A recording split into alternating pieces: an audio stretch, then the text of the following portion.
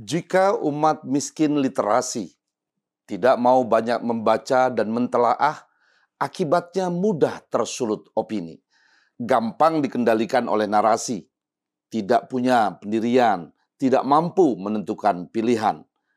Dalam kontestasi politik yang kian mengeras, politik identitas dimanipulasi demi memenangkan pertarungan. Umat dibenturkan satu sama lain demi ambisi kekuasaan.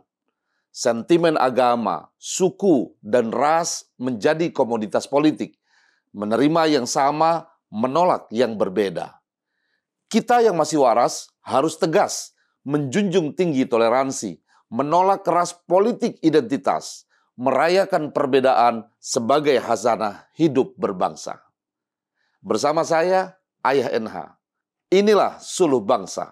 Mari menjaga suluh bangsa agar tetap menyala kesadaran agama dengan benar, agar tetap menyala empati dalam hati, dan tetap menyala emansipasi di dalam diri. Inilah Suluh Bangsa. Assalamualaikum warahmatullahi wabarakatuh.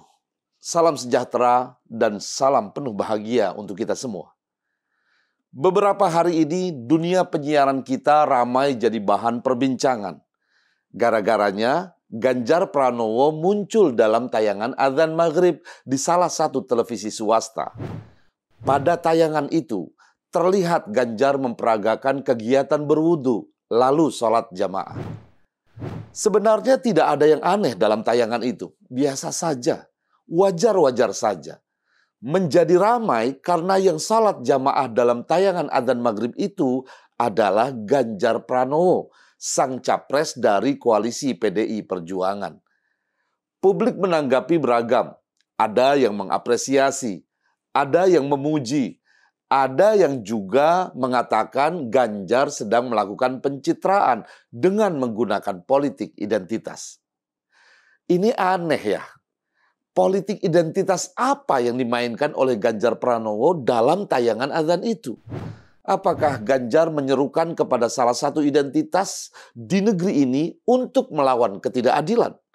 Apakah Ganjar mengajak salah satu identitas agama tertentu untuk menuntut kesetaraan dengan menentang identitas agama lain? Sudah jelas ya, jawabannya adalah tidak. Jadi para lawan politik Ganjar, ayolah berpolitik dengan cerdas dan santun. Jangan benturkan antar identitas di negeri ini, apalagi membenturkan antar agama. Jangan mainkan isu politik identitas dengan menuding kubu lawan melakukan politik identitas. Bangsa ini majemuk dan kaya dengan hazanah kebangsaan. Ayo kita rawat bersama. Demokrasi kita rawat dengan gembira. Politik kita rayakan lebih asyik. Hubungan antar agama terjalin dengan damai dan tanpa ketegangan. Dalam literatur sejarah disebutkan, perjumpaan antar agama di negeri ini pada awalnya relatif damai dan tidak ada ketegangan. Penyebaran Islam di bumi pertiwi dilakukan tanpa agresi dan penyerangan terhadap kelompok agama lain. Agama Islam mendapat tempat di hati masyarakat non-Muslim, Hindu dan Buddha justru karena karakternya yang damai. Melalui jalur perniagaan, pertalian keluarga, dan teladan moralitas yang mulia atau yang kita kenal dengan nama Al-Akhlaqul Karimah. Pergumulan kemudian menjadi lebih rumit, kompleks, dan keras ketika perjumpaan dan hubungan antar agama bertaut dengan dimensi politik dan kekuasaan. Truth claim atau klaim pembenaran yang dibungkus kehendak untuk mendominasi dan menguasai menjadi akar permasalahan yang memperuncing perbedaan dan akhirnya memantik ketegangan. Pertikaian dan kekerasan atas nama agama. Disinilah politik identitas disalahgunakan. Padahal sebenarnya teologi Islam sangat mengapresiasi eksistensi umat lain di luar Islam. Al-Quran menyebut umat dua agama samawi pendahulunya, Yahudi dan Kristen, dengan sebutan ahli kitab, yang diikat dengan persamaan komitmen tauhid tentang keesaan Allah Subhanahu wa Ta'ala. Predikat ahli kitab memberikan kedudukan kurang lebih setara antara Muslim dan non-Muslim. Rasulullah sendiri hidup berdampingan dengan umat lain dengan membuat aturan bersama yang disebut Piagam Madinah. Piagam Madinah merupakan perjanjian antara umat Islam dan umat non-Muslim untuk saling menghargai, tidak saling menyerang, dan hidup berdampingan dalam perdamaian. Kalaupun ada konsep jizyah, semacam retribusi yang dibebankan kepada umat non-Islam, itu merupakan kewajiban warga Madinah untuk berkontribusi kepada negara.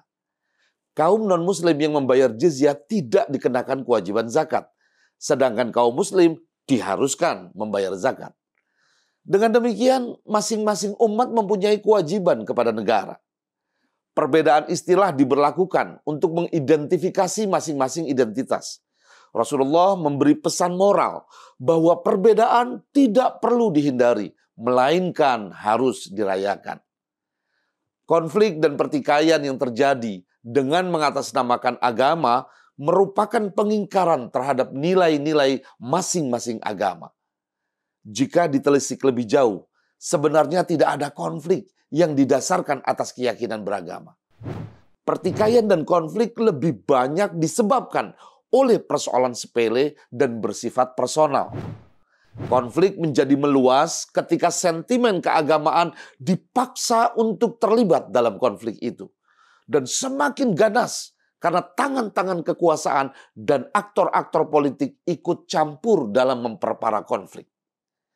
Konflik, kekerasan, dan aksi terorisme dengan mengatasnamakan agama selalu dimulai dengan keakuan, fanatisme buta, dan merasa benar sendiri. Kekerasan sikap bahwa keyakinannya atau bahkan kelompoknya saja yang paling benar dan paling selamat memantik pemahaman untuk menegasikan identitas dan keyakinan yang lain. Padahal prinsip dasar Islam yang dibawa oleh Rasulullah adalah pembenahan karakter dan keberadaban umat manusia.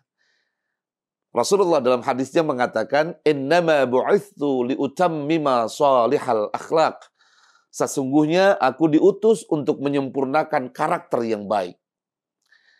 Begitu hadis Rasulullah SAW yang diriwayatkan oleh Al-Imam Al-Bukhari. Hal demikian diafirmasikan oleh Al-Quran pada surah Al-Qalam ayat keempat. "Wa innaka la'ala khuluqin azim." Dan sungguh engkau Muhammad mempunyai karakter yang agung. Selaras dengan hal itu, eksistensi Islam sebagai sebuah agama adalah untuk membentuk tatanan kehidupan yang damai, penuh kerukunan, dan harmonis. Islam diturunkan ke muka bumi sebagai panduan agar manusia dapat menjalani fungsi utamanya sebagai khalifatullah fil ard, atau wakil Allah untuk memakmurkan bumi dan menjaga kedamaiannya dengan menjauhi perilaku merusak di muka bumi atau al-ifsad fil ard. Dan menghindari potensi konflik dan saling menegasikan antar sesama umat manusia. Atau disebut dengan safkud dima.